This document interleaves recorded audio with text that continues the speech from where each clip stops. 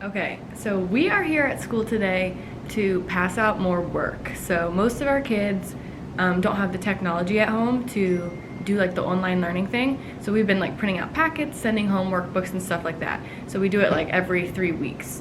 So I have my mask, I have my gloves, and it's just like they drive up in their car and we kind of hand it to them. So it's pretty safe. But while I'm here, I figured I would make the video that you guys were asking for, teacher essentials, or like things that you should buy as a first year teacher.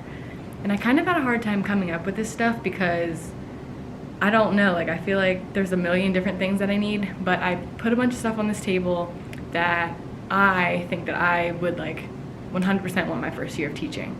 So here we go.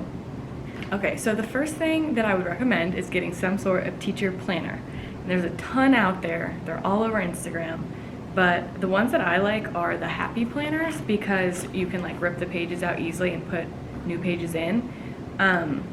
If you're not familiar with them, they have these like little rings and they look inconvenient, but the pages just like come right out and then you can put them right back in. And if you buy the hole punch that goes with it, like the special hole punch, then you can hole punch any type of paper. Like if you want to print off a class list and hole punch it, you can put it right in your planner. So that has been the most convenient for me. And I have like a small one that I kind of just write like to-do lists across them. And then I have a big one that's like my month to month. And I don't make my plans in here, but I still like jot down notes, and it's kind of just like my whole life planner. So first things first, buy some type of planner. Digital planning never really worked for me, but if you have an iPad that you're super attached to or something like that, then that works as well. Okay, the second thing is a mini laminator, because I would even suggest this when you're student teaching. I got mine when I was student teaching. These things are lifesavers because most schools, at least the ones that I worked at, if you want to get something laminated, it takes a long time. Like you have to hand it to somebody else that will laminate it for you. And it's also a lot thinner. Like these ones, you just buy the sheets and it comes out super thick. You can do it at home, you can plug it in at school. I have one at home and at school just because I like to do my laminating at home, but sometimes you forget something, so my teaching partner and I just like plug this one in and laminate stuff at school as well. So definitely buy a laminator. These are like $28 on Amazon, and the paper is kind of what's expensive, but I just wait until there's like a deal on Amazon and then I buy it, like stock up, like 200, 400 pages all at once. Next on the list is whiteboards for the kids. So definitely in math, because I teach math and science, so these are something I use every single day almost, and they're just little whiteboards. I honestly have just gathered these throughout the years. Like some were left in this classroom, I got some at the teacher store, but they don't hold up super well, but they're cheap. You can go to Home Depot or Lowe's and buy a huge sheet of this for $14.99 and have them cut it for you. So you just have them cut it in like 8.5 by 11s or whatever you size you want. So it's like $14.99, and I think you could probably get, I don't know, I would say at least 20 out of it. So you could get a whole class set for $14.99. But also lately I have been using these because they are just way cooler. So these are from Clean Slate, and they are little whiteboards with handles, and then they have the eraser attached to it and the marker attached to it. And the cool thing is, on this side it's just a plain whiteboard, but on this side it's like a sheet, so you could put anything in there. Like I have graph paper because that's what we use the most, but if you were doing like a English or science lesson and you have the sheet that you want to do, you just print it out and then have all the kids put it in here, and they could use it like that too. So these are awesome, but I just got a class set of these, so if you're a first year teacher and you don't want to spend the money, I would suggest just using these. Alright, the next thing you've probably seen all over Instagram, but it is this little doorbell. These are anywhere from $10 to $20. This is my second one that I've gone through in 3 years, so they last a long time. This part just plugs into the wall, and then this you can carry around anywhere, and it just makes a doorbell sound. Obviously it's not plugged in, so I can't show you, but this is what I use as like my attention getter, or if you have it just for something specific. Like last year I just used it in the morning to clean up. So like they came in, they got their morning work done, they did morning choice, and then when they heard the bell, they knew it was time to clean up, put everything away, and go to the carpet. But you can use it for whatever you want, really. But it's just a super cheap and easy attention getter. You don't have to use your voice or anything. You can hook it to your little lanyard if you want. You can have a student who knows where it is, press it. Super easy. Okay, this goes for any subject teachers. Construction paper. You want to stock up on construction paper. The cheapest I found is on Amazon, and it comes in like the biggest pack. But it does come all mixed together. Maybe I'm just a construction paper snob, but I like when it's separated by colors. You can get it separated by colors on Amazon, it's just more expensive. But last year I had a student's parent like very graciously donate a bunch of these. So I have a pretty solid stack right now, but I use this construction paper all the time, out of nowhere, like randomly. I'll just think of a craft or think of something and use it. So stock up on construction paper. Okay, this bin is very sticky and I don't know why, but oh god.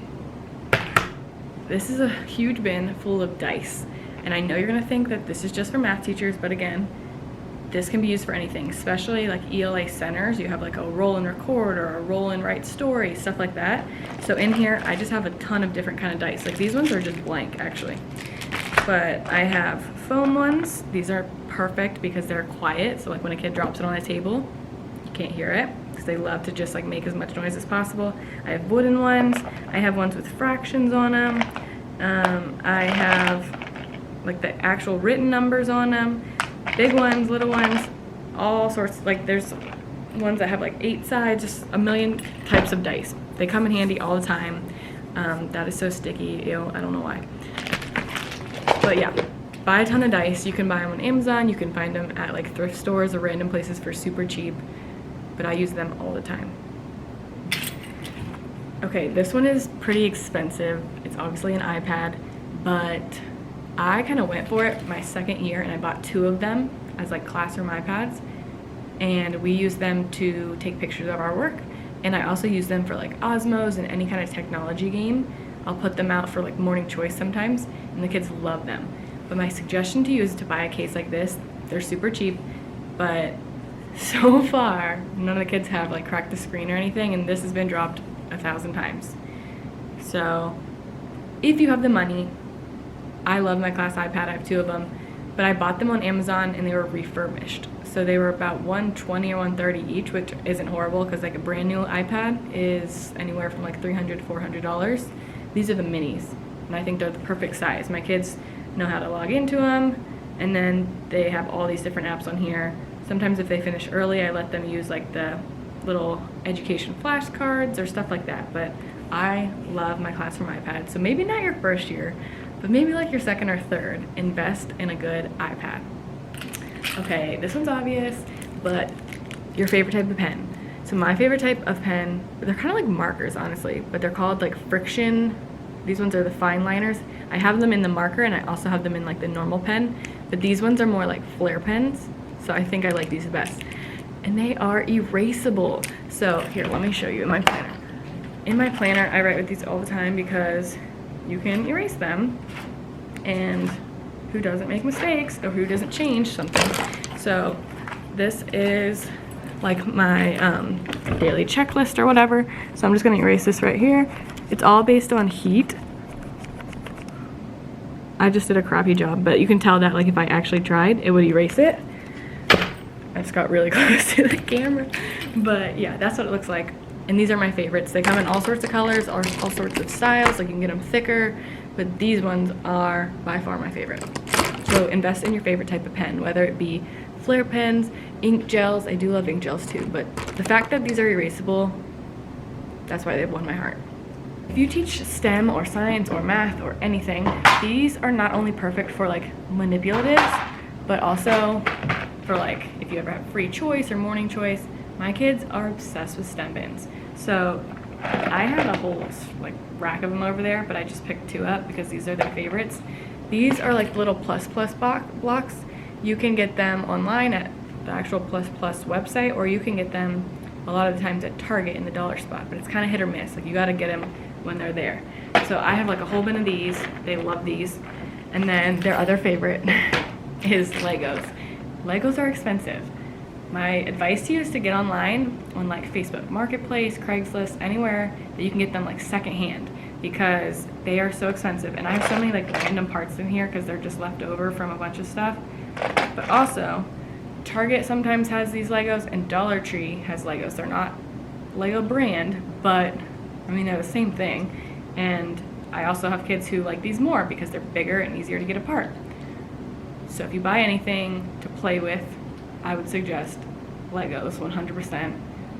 Invest in some Legos. Legos, I feel like, will never lose their value because they're still just as expensive as like when we were kids, and kids still love them.